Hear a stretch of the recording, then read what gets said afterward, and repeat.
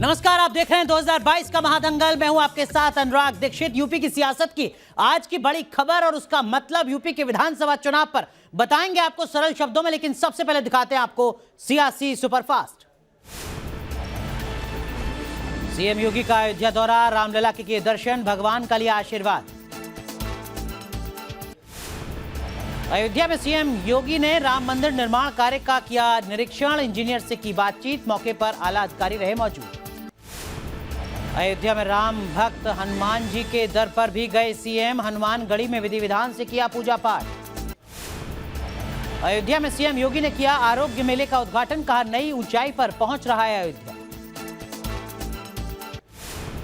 अयोध्या में सीएम योगी का विरोधियों पर तंज, कहा पहले राम भक्तों पर गोली चलती थी, अब जनता को तय करना है राम भक्तों की सरकार चाहिए या गोली चलाने वालों की।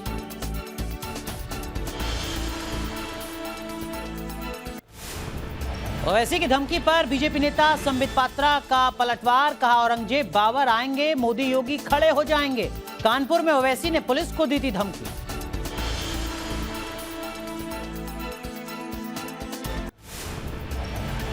बीजेपी नेता प्रेम शुक्ला ने ओवैसी को आड़े हाथों लिया, कहा ओवैसी नहीं सुधरे तो गंभीर परिणाम भुगतेंगे।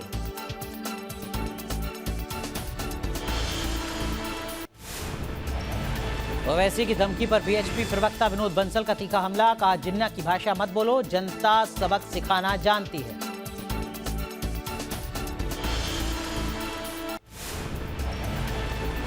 यूपी के कानपुर में इत्र कारोबारी के घर छापा, 150 करोड़ से ज्यादा कैश बरामद। जीएसटी टीम ने कई फर्जी बिल भी जब्त किए। जीएसटी टीम की छापेमारी जारी, नोट गिनने के लिए लाई गई मशीन। बीजेपी का आरोप समाजवादी पार्टी के हैं करीब।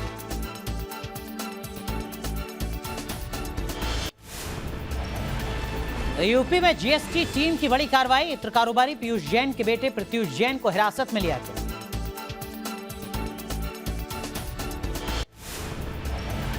इत्र कारोबारी पीयूष जैन के ठिकानों पर छापेमारी में करोड़ों का कैश हुआ जब्त। 2 अलमारियां नोटों के बंडल से खचाखच भरी नजर आई। कानपुर में इत्र कारोबारी के घर पर छापेमारी पर बोले अधिकारी, सेंट्रल जीएसटी विजिलेंस की चल रही है जांच। इत्र कारोबारी के बेटे को लेकर कन्नौज पहुंची डीजीजीआई की टीम, कन्नौज में सील किए गए मकान को लेकर पूछताछ। पीयूष जैन के ठिकानों पर छापेमारी पर सियासत तेज, ओपी राजभर का बयान, बीजेपी की विदाई का वक्त आ गया।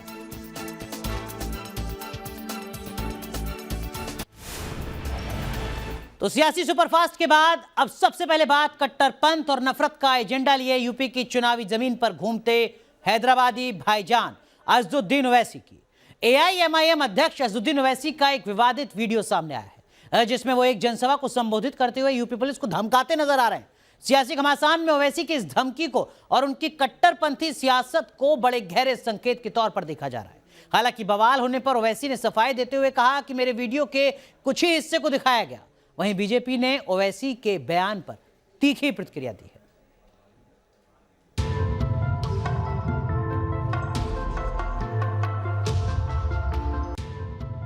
धमकीबाज ओवैसी, वोटों के लिए जुबां कैसी। याद रखो मेरी इस बात को, हमेशा योगी मुख्यमंत्री नहीं रहेगा।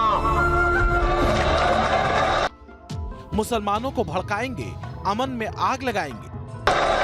हमेशा मोदी प्रधानमंत्री नहीं रहेगा और हम मुसलमान वक्त के एतबार से खामोश जरूर हैं, मगर याद रखो हम तुम्हारे जुल्म को भूलने वाले नहीं हैं। यूपी में इलेक्शन, ओवैसी का प्लान, डायरेक्ट एक्शन। और हम याद रखेंगे, हालात बदलेंगे। जब कौन बचाने आएगा तुमको?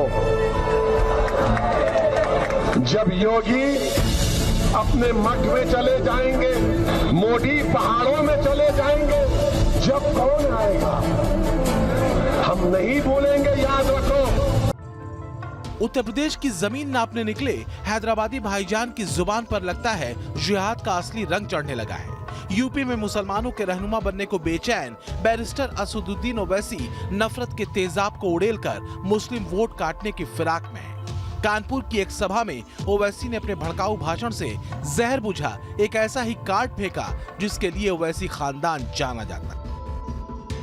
मैं तो उन पुलिस के लोगों से कहना चाह रहा हूं, याद रखो मेरी इस बात को, हमेशा योगी मुख्यमंत्री नहीं रहेगा, हमेशा मोदी प्रधानमंत्री नहीं रहेगा। और हम मुसलमान वक्त के एतबार से खामोश जरूर हैं, मगर याद रखो हम तुम्हारे जुल्म को भूलने वाले नहीं हैं, हम तुम्हारे जुल्म को याद रखेंगे। अल्लाह अपनी ताकत के जरिए तुमको निस्तो नाबूद करेगा इंशाअल्लाह ताला। और हम याद रखेंगे, हालात बदलेंगे, जब कौन बचाने आएगा तुमको? जब योगी अपने मठ में चले जाएंगे, मोदी पहाड़ों में चले जाएंगे, जब कौन आएगा? हम नहीं भूलेंगे, याद रखो। हिंदुओं को धमकाने से पहले असदुद्दीन ओवैसी को अपने पूर्वजों का स्मरण कर लेना चाहिए। इसी तरह का भ्रम रजाकारों ने भी पाला हुआ था। ओवैसी को संभलना चाहिए, सुधरना चाहिए, नहीं तो इसके परिणाम उनको निश्चित तौर पर भुगतने पड़ेंगे। ओवैसी के इस भड़काऊ भाषण पर बीजेपी हमलावर हुई और ताबड़तोड़ वार हुई। संबित पात्रा ने भी ट्वीट किया। उन्होंने लिखा, किसे धमका रहे हो मियां? याद रखना, जब जब इस वीर भूमि पर कोई औरंगजेब और बाबर आएगा, तब तब इस मातृभूमि की कोख से कोई ना कोई वीर शिवाजी, महाराणा प्रताप और मोदी योगी बन खड़ा हो जाएगा। सुनो, हम ना डरे थे मुगलों से, ना जिन्नावादियों से, तो तुमसे क्या खाक डरेंगे। दरअसल यूपी में मोदी योगी के सांस्कृतिक राष्ट्रवाद और विकास की काट ओवैसी को अपने ऐसे ही भड़काऊ बयानों में नजर आती है। ओवैसी को लगता है कि मुसलमानों को योगी मोदी के खिलाफ भड़काकर वो बड़ी आसानी से मुस्लिम आबादी के वोट को अपने पाले में खींच सकते हैं। ओवैसी अपनी रैली में अयोध्या के राम मंदिर का जिक्र करते हैं, 3 तलाक का मुद्दा छेड़ते हैं, लिंचिंग में हिंदू मुसलमान खोजते हैं, सीएए के नाम पर मुसलमानों को भड़काते हैं और मुसलमानों पर अन्याय की बात कहते हैं। ओवैसी सरेआम सेक्युलरिज्म के नाम पर मुसलमानों को भड़काते हैं। मैं इस पॉलिटिकल सेक्युलरिज्म को कभी मानता नहीं था, ना हूं, ना कभी रहूंगा। ओवैसी को लगता है कि धर्म के नाम पर यूपी में मुसलमानों को वो बड़ी आसानी से अपनी रहनुमाई में ला सकते हैं। ओवैसी जिन्ना को भले ही अपना रोल मॉडल नहीं मानते हों, लेकिन नफरत वाली सियासत जिन्ना से कम भी नहीं दिखती। सीनियर ओवैसी से लेकर जूनियर ओवैसी और उनकी पार्टी के नेता तक नफरत के अपने इसी एजेंडे को आगे बढ़ाते दिखते हैं। हिंदुस्तान, हम 25 करोड़ है ना, तुम 100 करोड़ है ना, ठीक है, तुम तो हमारे से इतने ज्यादा है, 15 मिनट के लिए पुलिस को हटा लो, बता लेंगे किसमें हिम्मत है, कौन ताकत है।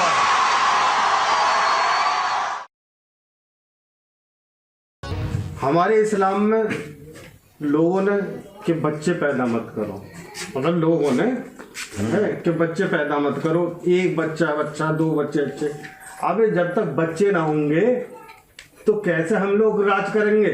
कैसे हमारे ओवैसी साहब प्रधानमंत्री बनेंगे? कैसे शौकत साहब हमारे मुख्यमंत्री बनेंगे? वोट नहीं होगा।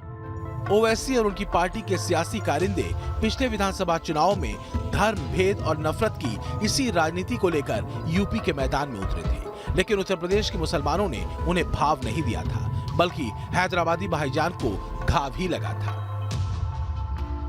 2017 में एआईएमआईएम ने कुल 38 प्रत्याशी मैदान में उतारे थे और ओवैसी एक भी सीट नहीं जीत सके थे। यहाँ तक कि 38 में से 37 प्रत्याशियों तक की तो जमानत तक जब्त हो गई थी।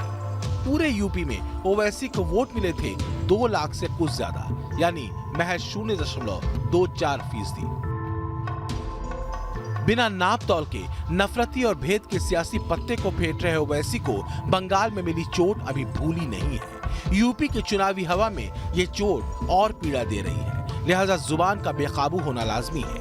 वहीं ओवैसी ने सफाई देते हुए ये जरूर कहा है कि उनके भाषण के कुछ अंश को ही जानबूझकर वायरल किया गया ताकि राजनीति कसी जा सके। फिलहाल तो बीजेपी ओवैसी को उनके बयान पर भरपूर कस भी रही है। Team news nation.